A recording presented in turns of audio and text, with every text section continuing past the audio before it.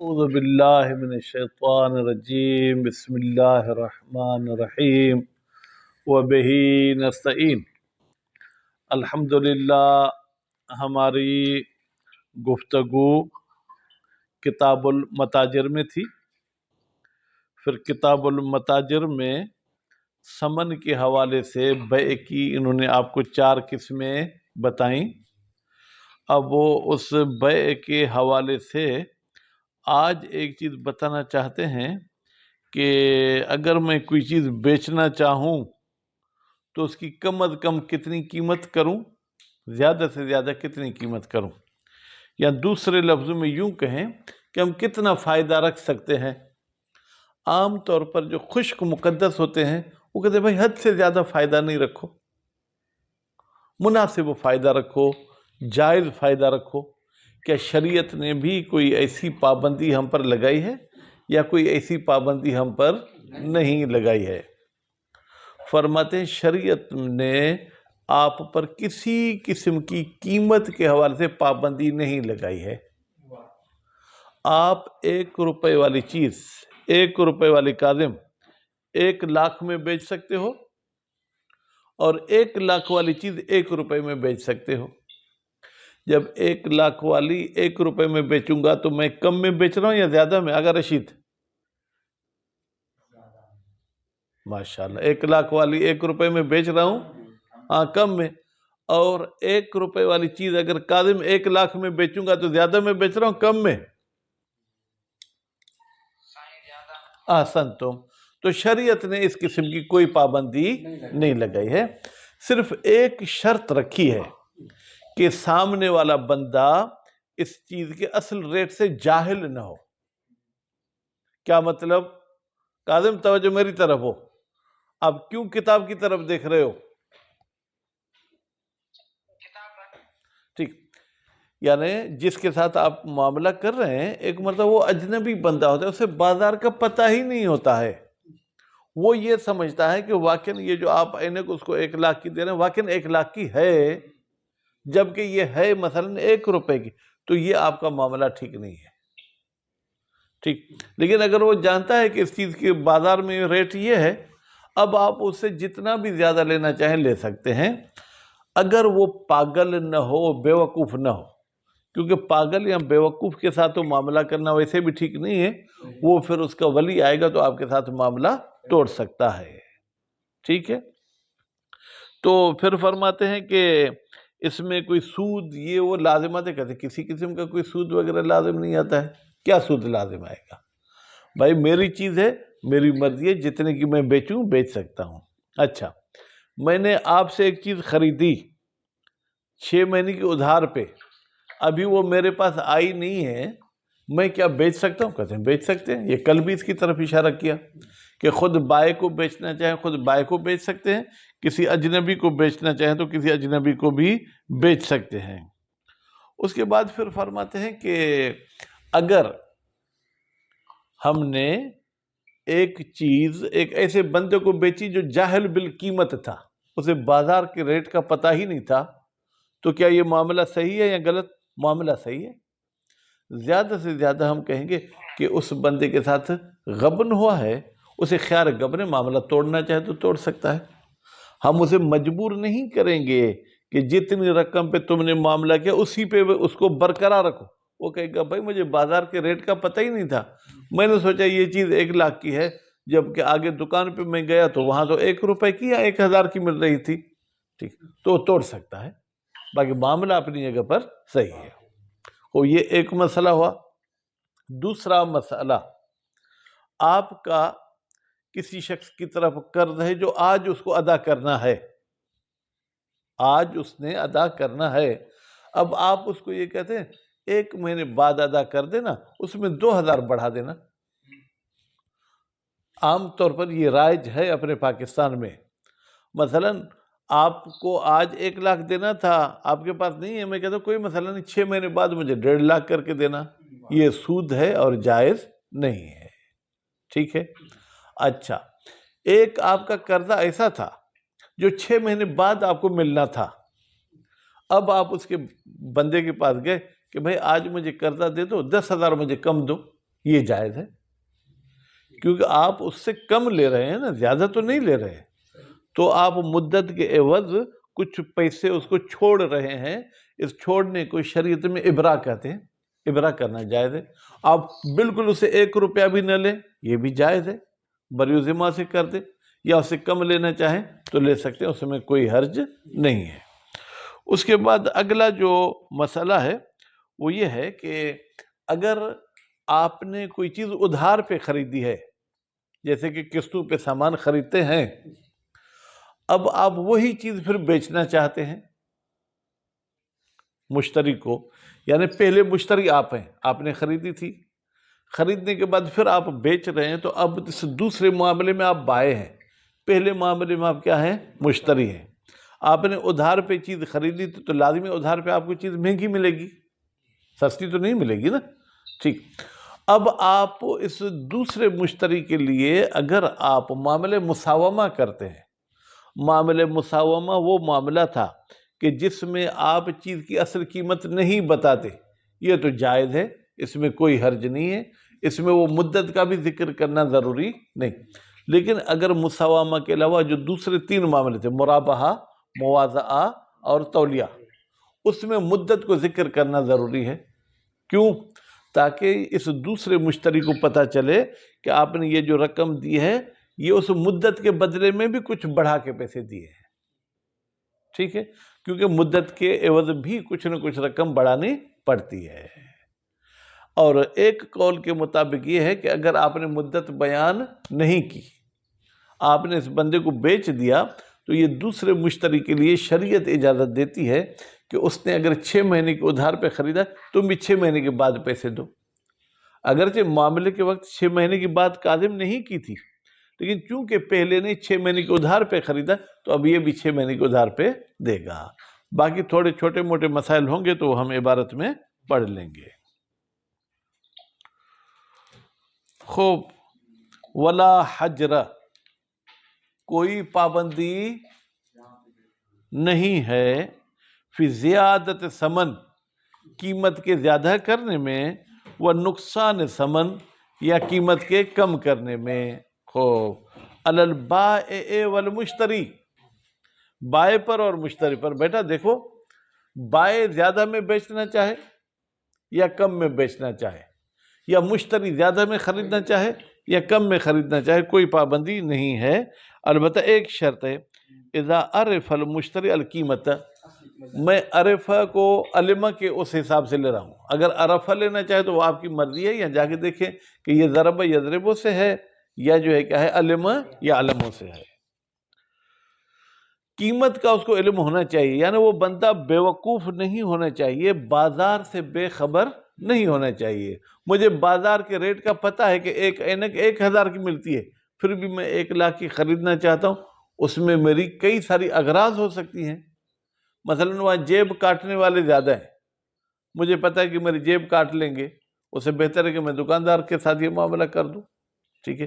یا کوئی اور غرض ہو سکتی ہے، دکاندار غریب ہے، میں اس کی مدد کرنا چاہتا ہوں، ڈائریکٹ اگر مدد کے عنوان سے اس کو پیسے دوں گا تو کاظم قبول نہیں کرے گا۔ میں اس سے وہی چیز 1,000 والی 1 لاکھ میں خریدتا ہوں، وہ یہی سمجھے گا کہ یہ میرے سے چیز خرید رہا ہے۔ جیسے علماء کرام کی بھی اگر مدد کرنی ہو، ایسے آپ ان کو لفافہ دے دیں گے تو وہ شرمندہ ہوں گے۔ آپ ان سے مجلس پڑھوا لیں، عام ان کو مجلس کی فیس 2000 ملتی ہے، آپ ان کو 2 لاکھ دے دیں کہ بلا یہ آپ کی فیس، تو بہرحال مختلف اغراض ہوتی ہیں۔ وَكَذَا اِذَا لَمْ يَعْرِفْ، قضا یعنی جیسے قیمت جاننے کی صورت میں کم و زیادہ میں بیچ سکتے ہیں، اسی طریقے سے نہ جاننے کی صورت میں بھی بیچ سکتے ہیں۔ لجواز بیع الغبن اجماعاً، اس لیے کہ بیع غبن جائز ہے، اس پہ اجماع ہے۔ غبن کا مطلب کیا تھا؟ یعنی حقیقی قیمت سے ہٹ کر معاملہ کرنا۔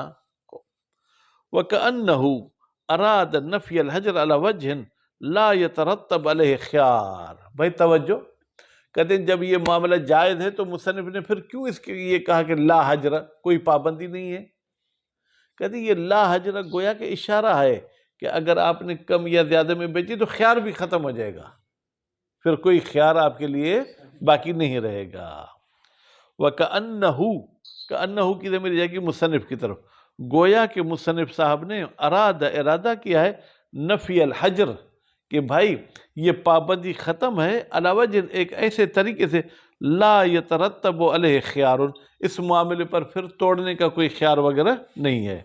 فیجوز بیع المتاع، تو نتیجہ یہ ہے جائز ہے سامان کو بیچنا بدون قیمت ہی، قیمت ہی کی ضمیر بیٹا متاع کی طرف جائے گی، بدون یعنی کم، یعنی اس متاع کی اصل قیمت سے کم میں بیچ سکتے ہیں، 1,00,000 والی چیز 1,000 میں بیچ سکتے ہو، وَأَضْعَافِهَا، ضعف بھی نہیں کہتا، ضعف یعنی ڈبل، اضعاف کئی گنا زیادہ میں بھی بیچنا چاہیں تو بیچ سکتے ہیں۔ جی ہاں، قیمت کی طرف۔ إِلَّا أَن يُؤَدِّي إِلَى الصَّفْحِ، بیٹا یؤدی کا فاعل کون ہوگا؟ إِلَّا أَن يُؤَدِّي هَذَا الْعَقْدِ، مگر یہ کہ یہ عقد بے وقوفی کی حد تک پہنچا دے کہ بیچنے والا اتنا سستا بیچ رہا ہے لگتا ہے بے وقوف ہے، یا خریدار اتنا، بھائی کاظم کم قیمت میں خریدے تو بے وقوف ہے یا زیادہ قیمت میں خریدے؟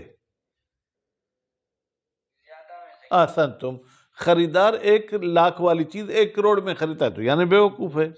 من البائع او المشتری، یہ صفاحت بائع میں پائی جائے یا مشتری میں پائی جائے تو پھر کیا ہوگا عبد القادر؟ فَيَبْطُلُ الْبَيْعُ، بیع کیا ہو جائے گی؟ باطل ہو جائے گی۔ وَيَرْتَفِعُ صَفَحْ، اچھا اب یہ بے وقوفی کو کیسے ختم کیا جا سکتا ہے؟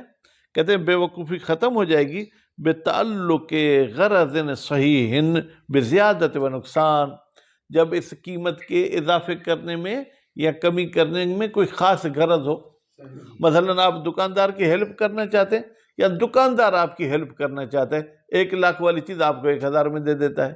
مولانا صاحب ہیں یہ فریج تو خرید نہیں سکیں گے، آپ وہاں سے آئے مولانا صاحب اگر یہ فریج خرید دو میں آپ کو 5,000 میں دیتا ہوں، حالانکہ ہے تو 1,00,000 کی، تو وہ مولانا کی ہیلپ کرنا چاہتا تو کوئی حرج نہیں، یہ معاملہ صحیح ہے۔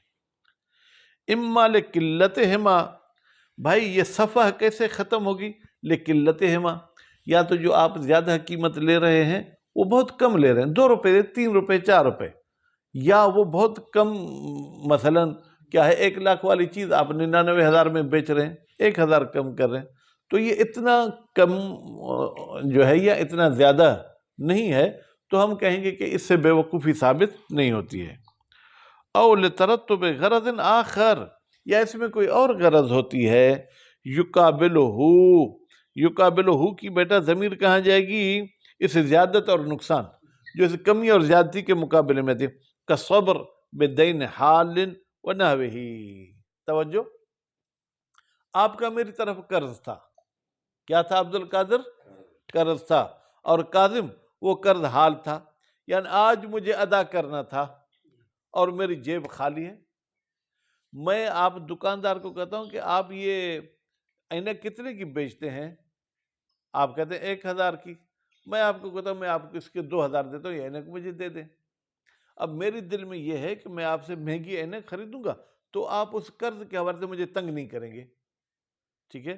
قرض حال تھا، آپ سے میں ایک چیز مہنگی خرید رہا ہوں، ٹھیک ہے، تاکہ آپ مجھ سے وہ قرض ابھی نہ لیں پھر بعد میں لیں۔ یا مشتری کا آپ کی طرف قرض تھا، اب بائع اس کو سستی چیز بیچ رہا ہے تاکہ مشتری کے دل میں رحم آ جائے اور وہ کہے چلو بھائی کچھ دن کے بعد آ کے میں آپ سے قرض لے لوں گا، بدین حال ونحوہ، یا اس قسم کی کوئی اور غرض ہو سکتی ہے۔ ولا یجوز، چلیں قیمت کی کمی اور زیادتی والا مسئلہ پورا ہو گیا، اب دوسرا مسئلہ شروع ہو رہا ہے آگا عبد القادر۔ جائز نہیں ہے تعجیل الحال، ٹھیک ہے بھائی، تعجیل یعنی مدت بڑھا دیں اس قرض کی جو ابھی دینا ہے، ٹھیک ہے، لیکن بزیادت فی ہے، آپ کہہ رہے ہیں اس میں 2,000 اوپر میں لوں گا آپ سے، جمعرات کے دن آپ کو آگا قرض ادا کرنا تھا، میں کہتا ہوں چلو جمعرات کے دن، اتوار کے دن مجھے آپ دے دینا، لیکن اس میں 200 بڑھا کے دینا، یہ جائز نہیں ہے۔ ولا بدون زیادت، ٹھیک ہے، اور بغیر زیادت کے بھی ٹھیک نہیں ہے کہ آپ آج کا قرض کہیں کہ میں اتوار تک ملتوی کر دوں، ہاں احسان کرنا چاہے وہ الگ چیز ہے۔ الا ان یشترط الاجل فی عقد لازم، ہاں ایک صورت میں آپ تاخیر کر سکتے ہیں. بھائی میرے، آپ ایک اور عقد کریں. آج مجھ سے یہ عینک خرید رہے ہیں تو میں کہتا ہوں بعتک، میں نے یہ عینک تجھے بیچی اس شرط کے ساتھ کہ جو آج قرض آپ کو لینا تھا وہ ایک ہفتے بعد لوگے. تو چونکہ عقد کے بیچ میں نے تاخیر کی شرط لگے تو یہ شرط پر عمل کرنا کیا ہے؟ لازمی. فَيَلْزَمُ الْوَفَاءُ بِشَرْط، تو پھر لازمی ہے کہ آپ اگر ساجد وفا کریں اس شرط کے ساتھ. وہ شرط کس کی تھی؟ کہ تاخیر سے آپ قرض ادا کریں گے. وَيَجُوزُ تَعْجِيلُهُ، اب پھر اس مسئلے کا برعکس بنائیں. حال قرض کو مؤخر نہیں کر سکتے ہیں کمی زیادتی کے ساتھ. اچھا، اور جائز ہے تعجیل، یعنی جلدی قرض لیں. ٹھیک ہے، کون سا؟ جس کا وقت بعد میں آئے گا، 1 مہینے بعد آپ کو دینا. بھائی یہ کیوں آپ کھڑکی کے ساتھ شرارت کر رہے ہو؟ وری وہی ہلی، دونوں زبانیں چل گئی. ہاں ٹھیک. تو مثلا یہ ہے آگا کہ تعجیل یعنی ابھی لیں گے، بنقصان منہ، جو آپ کا اس کی طرف قرض تھا اس سے کچھ کم کریں گے. بے ابراء او صلح، ابراء یعنی کیا؟ آپ اس کو بری ذمہ کر دیتے ہیں کہ میرا تمہاری طرف 1 لاکھ تھا جو 1 مہینے بعد آپ کو دینا تھا، ابھی 90,000 دے دو، 10,000 میں نے چھوڑ دیے. تو یہ ہے ابرأتک، یا صلح کا لفظ استعمال کرتے ہیں صالحتک، میں نے تمہارے ساتھ مصالحہ کیا ہے کہ وہ قرضہ جو بعد میں 1 لاکھ کی صورت میں تھا ابھی مجھے دے دو 90,000 میں. خوب، یہ مسئلہ بھی پورا ہو گیا. وَيَجِبُ عَلَى الْمُشْتَرِ، واجب ہے آگئے مشتری پر، اذا باء مشترہ، جب وہ بیچے، ما ایک ایسی چیز جس کو اس نے خریدا تھا مؤجلاً مدت کے ساتھ. اگر ساجد آپ نے ایک چیز 6 مہینے کی ادھار پہ خریدی تھی، اب وہی چیز اگر یہ رشید کو بیچنا چاہتے ہیں تو اس میں آپ کو مدت ذکر کرنی ہوگی کہ بھائی میں نے 1 لاکھ کی خریدی تھی لیکن اس میں 6 مہینے اس میں ادھار بھی تھا. ٹھیک ہے. یجب کا فائل کیا؟ ذکر الاجل، اس مدت کو ذکر کریں. فی غیر المساومہ، البتہ جب معاملہ مساومہ کے علاوہ، مساومہ میں کوئی چیز ذکر کرنی نہیں ہوتی. مساومہ میں آپ یہ کہتے ہیں آگے کاظم کہ میں یہ انگوٹھی آپ کو دیتا ہوں 5,000 میں، یہ نہیں کہتے کہ میں نے کتنے کی خریدی تھی، آیا میں نے ادھار پہ خریدی تھی، کیش میں خریدی تھی، نہیں، کچھ بھی نہیں کہتے ہیں. فَيَتَخَيَّرُ الْمُشْتَرِ بِدُونِهِ، پس آگئی مشتری کو اختیار ہے بدون ہی، اگر اس کے سامنے مدت ذکر نہیں کی گئی ہے، اے بدون ذکر الاجل بین الفسخ ورضا بہی. بھائی کس چیز کے درمیان اختیار ہے؟ کہ وہ معاملہ کاظم توڑ دے یا یہ کرے کہ اس معاملے پر راضی ہو جائے لیکن حالن پیسہ اس کو ابھی دینا ہوگا. اگرچہ میں نے خریدا تھا ادھار پہ، اس کو ابھی دینا ہوگا. بھائی لتدلیس، یہ لتدلیس دلیل ہے کس کی؟ یہ تخیرو، کیوں اس کو اختیار ہے؟ اس لیے کہ اس کے ساتھ دھوکا ہوا ہے. ٹھیک ہے، یہ دھوکا اس کے ساتھ نہیں ہونا چاہیے. اور رویہ، اور ایک روایت میں یہ بھی آیا ہے کہ ان للمشتری من الاجل مثلہ، یہاں مشتری سے مراد ہے مشتری ثانی، جس نے مجھ سے خریدا ہے اس کو بھی اتنی مدت ملنی چاہیے جتنے میں نے خریدا تھا. الثانی فی القبض، بھائی الثانی کیا ہو گیا؟ ثانی کا کوئی تعلق کاظم کرانا ہے. انہوں نے کہا تھا کہ یہاں پر 5 احکام آپ کو بتائیں گے. ٹھیک ہے، پہلا حکم گزر چکا، اب یہ دوسرا حکم ہے. الثانی سے پہلے بیٹا الحکم کو گویا کہ آپ لکھ رہے ہیں الحکم الثانی. ٹھیک ہے، دوسرا حکم فی القبض، قبض کرنے کے بارے میں. اس کا خلاصہ تو میں نے نہیں بتایا، خلاصہ بالکل آسان ہے. آپ نے مجھ سے کوئی چیز خریدی، ٹھیک ہے، میں ہو گیا بائے، آپ ہو گئے مشتری. اب پہلے کیا بائے اپنا سامان آپ کو دے گا یا پہلے آپ سمن بائے کو دیں گے؟ کہتے ہیں کہ وہ آپ کی مرضی ہے، جیسے پہلے وہ دے یا وہ دے کوئی فرق نہیں. لیکن اگر دونوں ضد کرتے ہیں، بائے کہتے ہیں پہلے پیسے دو تو پھر میں تمہیں یہ چیز دوں، ٹھیک ہے، مشتری کہتے ہیں نہیں پہلے چیز مجھے دو تو پھر میں پیسے تمہیں دوں. اب اس صورت میں کہتے ہیں ایک ہاتھ میں دو دوسرے میں لو، یعنی 2 ہاتھ ہیں، بھائی یہ عینک لو، یہ پیسے مجھے دو. ٹھیک ہے، اگر ایسے بھی نہیں کرتے تو پھر اجبرہما الحاکم، پھر حاکم ان کو مجبور کرے گا. اگر حاکم بھی دستیاب نہیں ہے تو پھر کہتے ہیں بائع کے پاس یہ مبی امانت رہے گی، مشتری کے پاس وہ ثمن امانت رہے گی. پھر امانت کے وہی احکام ہیں کہ اگر اس کے ضائع کرنے میں انہوں نے کوتاہی نہیں کی تو دونوں ضامن نہیں ہوں گے. فی القبض، عبد القادر صاحب قبض کے بارے میں ہے. اطلاق العقد، عقد کا مطلق ہونا، یعنی اس میں آپ نے کوئی تاخیر وغیرہ کی شرط نہیں لگائی، اس میں یہ بھی شرط کاذب نہیں لگائی کہ پہلے بائع دے گا سامان یا مشتری دے گا. بتجریدہ عن شرط تاخیر عہد العوضین، جب عقد خالی ہو اس میں بیٹا ایسی شرط نہیں کی گئی کہ دو عوض میں سے کسی ایک کو دیر سے دیا جائے گا، اور تاخیرہما یا دونوں دیر سے دیے جائیں گے. اذا کانا عینین، جب دونوں عین ہو. عین کا مطلب کیا؟ وہ چیز خارجی، یعنی آپ جو مجھے دے رہے ہیں وہ بھی خارج میں موجود ہے، ثمن بھی خارج میں موجود ہے. او احدہما، یا ایک عین خارجی ہے اور دوسرا دین ہے، دین یعنی قرض. ٹھیک ہے. یقتضی، اب یہ یقتضی کا فاعل کون ہے؟ ہوا کی ضمیر وہ پلٹ رہی اطلاق کی طرف. یہ اطلاق عقد تقاضا کرتا ہے قبض العوضین، کہ دونوں عوض قبض کیے جائیں، بائع ثمن لے لے، مشتری جو ہے کیا وہ مسمن لے لے. فیتقابضان معا، بیٹا یتقابضان باب تفاعل کا فعل مضارع ہے، یہ شرکت پہ دلالت کر، دونوں ایک دوسرے سے قبض کریں گے معا ساتھ ساتھ میں. لو تمانعا من تقدم، اگر وہ انکار کرتے کہ میں پہلے نہیں دوں گا، ٹھیک ہے بھائی، تو میں کہوں گا اس ہاتھ میں دو اور اس ہاتھ میں لو. سواء کان ثمن عینا او دینا، چاہے ثمن عین ہو یعنی وہ بھی میں جیب سے نکال کے کھڑا ہوں، یا دین ہو، دین کا مطلب جو میرا آپ کی طرف تھا اسی کے عوض میں آپ سے کتاب خرید رہا ہوں. ٹھیک ہے، تو اب اس میں گویا کہ ثمن تو آپ تک پہنچ چکی ہے، تو اب آپ کو کتاب دینا ہے. وَإِنَّمَا لَمْ يَكُنْ أَحَدُهُمَا أَوْلَى بِتَقْدِيمٍ، بھائی یہاں آپ بائع کو مجبور کریں کہ وہ پہلے ادا کرے. کہتے نہیں، ہم کسی کو مقدم ہونے پر جو ہے کیا ہے اولویت نہیں دیں گے. لِتَسَاوِي الْحَقَّيْنِ، اس لیے کہ مشتری کا حق ہے کہ مبی اس کو کاظم ملے اور بائع کا حق ہے کہ اس کو ثمن ملے. فی وجوب تسلیم کل منہما الی مالک، تسلیم لینے کے معنی میں نہیں ہے دینا، اس لیے کہ دونوں کو ان کا حق ملنا چاہیے. خوب، مشتری کو کیا ملنی چاہیے؟ مسمن، اور بائع کو کیا ملنا چاہیے؟ احسنتم. وکیل، اور ایک قول کے مطابق یجبر البائع علی الاقباض، بائع کو مجبور کیا جائے گا کہ تم اپنی چیز قبض کراؤ، یعنی تم مسمن دے دو پہلے. لأن ثمن تابع للمبی، اس لیے کہ بھائی ثمن مجھ پر اس وقت دینا لازم ہے جب مبی مجھے ملے گی. وَيُضَعَف، کہتے ہیں یہ قول وکیل ضعیف ہے. کیوں بھائی؟ بائع پر بھی مسمن اس وقت دینا واجب ہے جب ثمن اس کے ہاتھ میں ملے.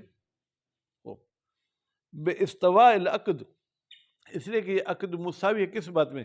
فی افادت الملک، ملکیت کے فائدے پہنچانے میں، یعنی بائع ثمن کا مالک بنے گا، مشتری مسمن کا مالک بنے گا. لکل منہما فإن امتنع، اگر دونوں پہلے دینے سے انکار کرتے ہیں، اجبرہم الحاکم، حاکم دونوں کو مجبور کرے گا، لیکن معن، حاکم بھی یہ نہیں کہے گا پہلے تم دو، بلکہ کہے گا دونوں میرے ٹیبل پہ رکھو مثلا، ایسے کرے گا.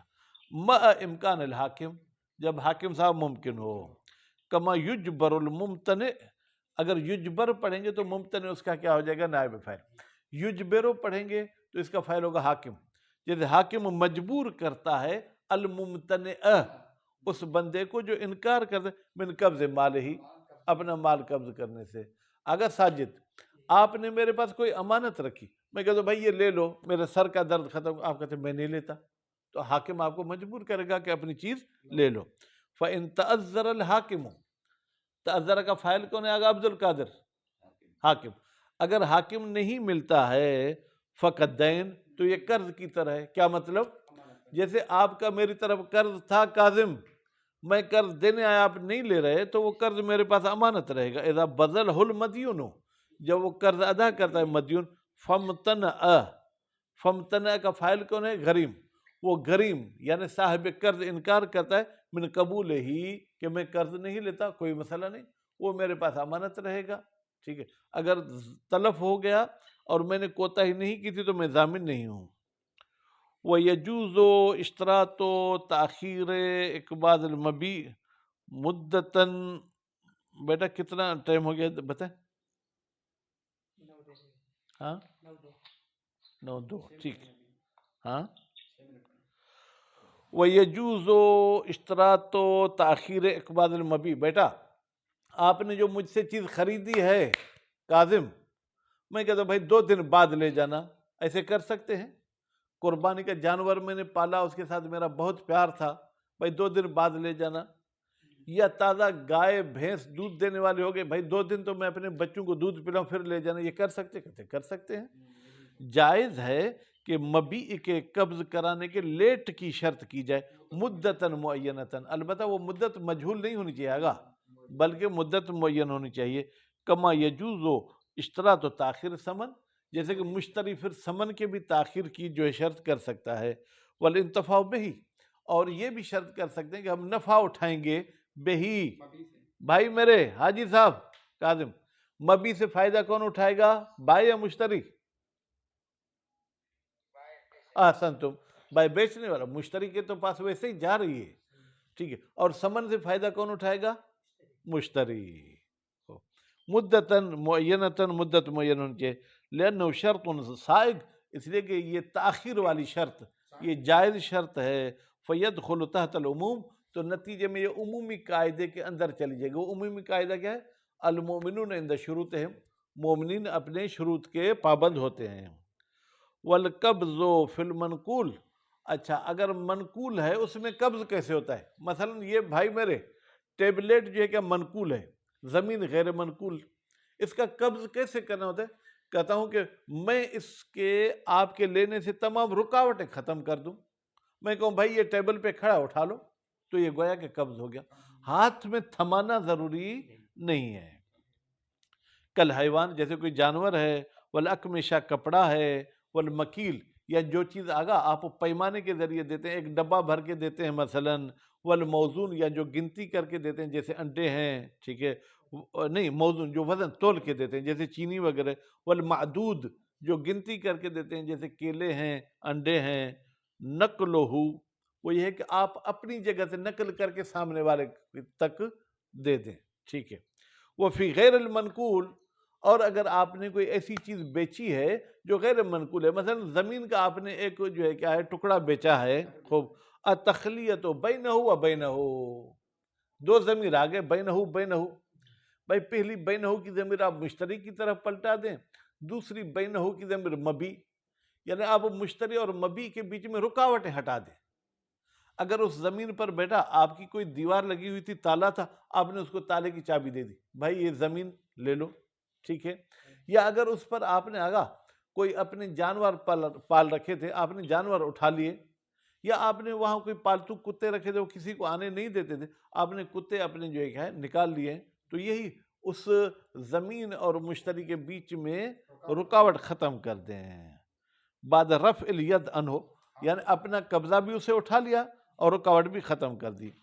وَإِنَّمَا كَانَ الْقَبْضُ مُخْتَلِفًا كَذَلِكَ، بتحقیق ہر مبی کا قبض مختلف ہوتا ہے، منقول کا الگ ہوتا ہے، غیر منقول کا الگ ہوتا ہے، لأن الشارع، اس لیے کہ شارع مقدس نے لم یحدہ، انہوں نے قبض کی کوئی حد بندی، کوئی تعریف نہیں کی، بلکہ اس کو عرف پہ چھوڑ دیا کہ عرف جس کو قبض کہے اس کو قبض کہیں گے ہم۔ فَيُرْجَعُ فِيهِ، تو نتیجے میں رجوع کیا جائے گا اس قبض میں الی العرف، عرف کی طرف، وَهُوَ الدَّالُ عَلَى مَا ذُكِرَ، اور یہ عرف دلالت کرتا ہے اس بات پر جس کو ہم نے ذکر کیا کہ بھائی منقول کا قبض اس طریقے سے ہوتا ہے، غیر منقول کا قبض اس طریقے سے ہوتا ہے۔ صلی اللہ علیہ محمد و آل محمد۔